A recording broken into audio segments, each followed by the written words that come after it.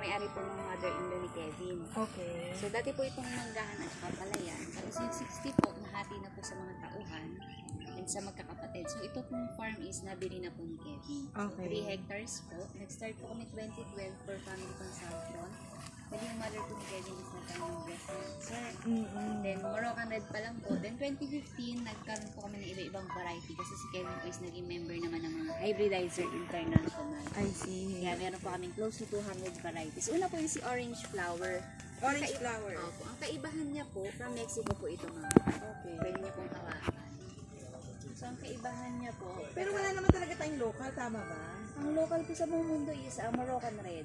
Ayun nga, pero dito sa Pilipinas, wala talagang dito Wala. galing. Opo, hindi po talaga dito galing yun. So, Natusok ako. ito po is, yung kaibahan niya po sa ibang bunga. Wala po siyang juice. Ang dragon fruit po kasi is juicy. Okay, Ito po is wala. hindi. Opo. So, talagang yung pinakalaman lang makakain mo. Ito yung sample niyan. Ibang variety.